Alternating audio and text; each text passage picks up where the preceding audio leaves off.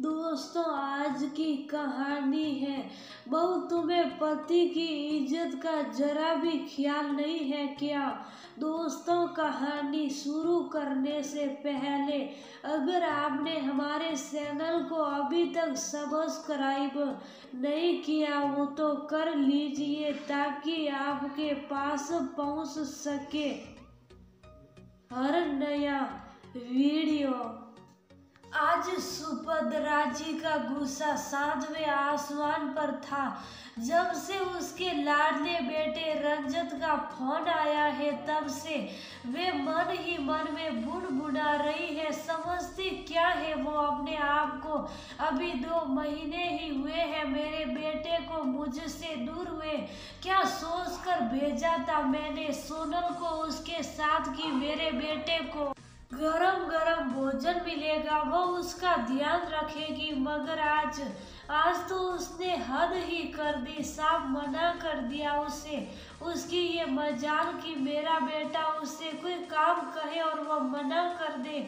आज तो आने दो रंजत के बापू को, उन्हें सारी बात बताती हूँ और बहू को सबक सिखाने के लिए हम कल ही शहर जाएंगे। आज उसे सबक नहीं सिखाया तो उसका हौसला बढ़ते जाएगा। घर पर उस समय वे अकेली थी। रंजत के पिता का कपड़ों का व्यापार था। शादी ब्याह का मौसम था। ग्राहकी अच्छी चल रही थी। मोहन बाबू को बिल्कुल फुर्सत नहीं थी। सुभद्रा जी गुस्से में तमा रही थी। ऐसा लग रहा था कि अगर सोनल सामने होती तो अपना सारा गुस्सा उस पर उतार देती। जब मन अशांत हो तो कुछ खाने की इच्छा भी नहीं होती। उसने कुछ भी नहीं खाया। मोहन बाबू ने मना कर रखा था कि जब तक ज्यादा जरूरी काम न हो दुकान पर फोन मत लगाना। सुभद्रा जी का मन नहीं मान रहा था। वो सोच रही थी कि मोहन बाबू जल्दी घर आ जाए और वह कल सुबह ही अपने बेटे के पास चली जाए। उसने मोहन बाबू को फोन लगाकर कहा कि बहुत जरूरी काम है, आप जल्दी घर आ जाए। दरअसल रंजत सुभद्रा जी का इकलौता बेटा था। उसकी हर फरमाइश को पूरा करने के लिए वे सकरी की तरह घर में घूमती थी। ये पहला अवसर था जब रंजत घर से दूर गया। उससे मिले पूरे 2 महीने हो गए थे। सुभद्रा जी की तो इच्छा भी नहीं थी कि बेटा दूसरे शहर जाए। वो चाहती थी कि वह उसकी आंखों के आगे रहे और उसके पापा के साथ दुकान में हाथ बटाए।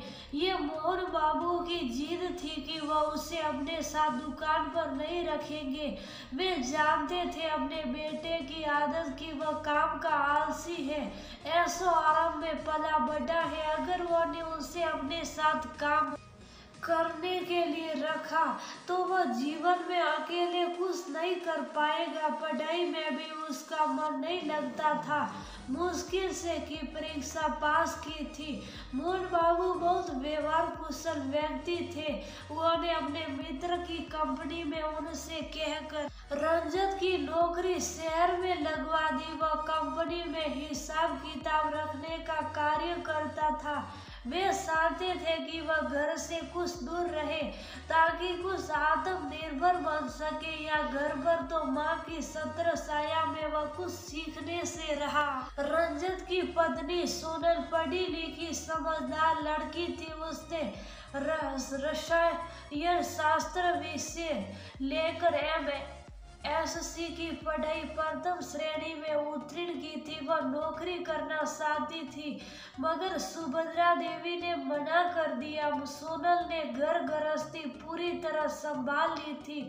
वह सबकी पसंद नापसंद का ध्यान रखते हुए कार्य करती थी। व्यवहार कुशल थी। घर में आने वाले अतिथि के स्वागत सत्कार में कोई कमी नहीं रखती थी। फिर ऐसा क्या हुआ कि सुभद्रा जी उस पर इतना नाराज हो रही थी? मोहन बाबू घर पर आए तो उन्होंने पूरी बात अपने हिसाब से बताई और कहा कल हमें शहर जाकर बहू को समझाना पड़ेगा।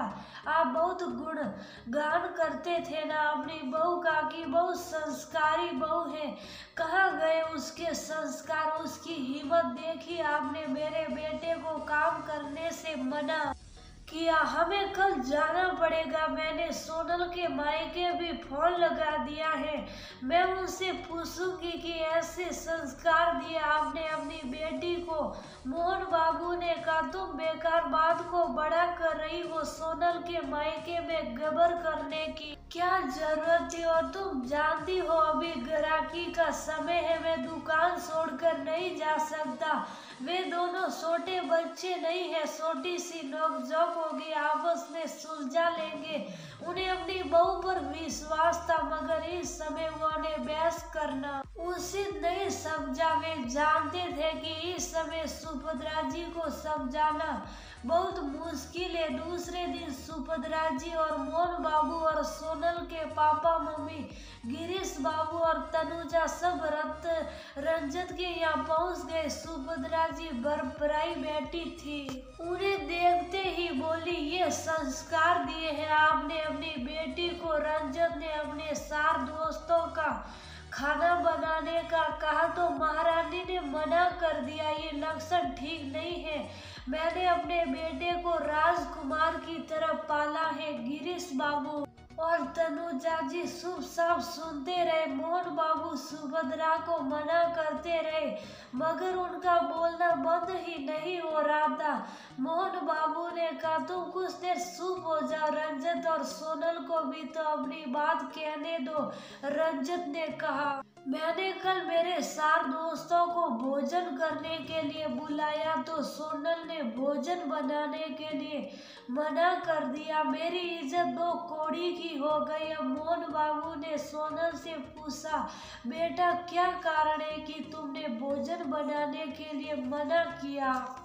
घर पर भी तो तुम इतना भोजन बनाती थी बेटा, क्या तुम्हें पति की इज्जत का जरा भी ख्याल नहीं है? सोनल की आंखें नम हो गई थी। वह बोली पापा मुझे भी बुरा लगा कि मैंने रंजत को मना किया, पर पापा मैं मजबूर थी। पहले भी 2 बार उन्होंने अपने मित्रों को बुलाया, मैंने प्रेम से भोजन बनाया। उसकी बात को काटते हुए सुभद्रा जी बोली तो क्या तू इतनी थक गई थी कि तूने मेरे बेटे का मन दुखाया? बात ये नहीं है मम्मी जी, तो फिर क्या बात है? सुभद्रा जी का सबर उग्र हो गया था। मोहन बाबू ने जोर से कहा तुम चुप रहो, उसे पूरी बात बताने तो दो। सोनल बोली मुझे भोजन बनाने में तकलीफ नहीं है, मुझे इनकी आदत से परेशानी है। ये दोस्तों को घर बुलाकर खुद घर से किसी काम से बाहर चले जाते हैं। इनके जाने के बाद में इनके उन दोस्तों के भी सपने को असहज महसूस करती हूँ। वे सिसोरी मजाक करते हैं तो मुझे अच्छा नहीं लगता। मैंने इस बारे रंजत से भी बात की थी। पिछले रविवार को मैं सब्जी लेने के लिए गई तो कुछ महिलाएं बातें कर रही थी कि रंजत बाबू पता नहीं कितने दोस्तों को घर बुला लेते हैं और खुद बाहर चले जाते हैं। क्या अच्छा लगता है ये सब कुछ? मैंने उनकी बात सुनी, मुझे देखकर वे चुप हो गई। मैं कुछ नहीं बोली। अभी मुझे यहाँ आए सिर्फ 2 महीने हुए हैं, मैं यहाँ का माहौल समझ भी नहीं पाई हूँ। परसों यो ने मुझसे कहा सोनल मेरे साथ दोस्तों के लिए भोजन बना देना। मैंने इतना ही पूछा आप तो उस समय घर रहोगे ना?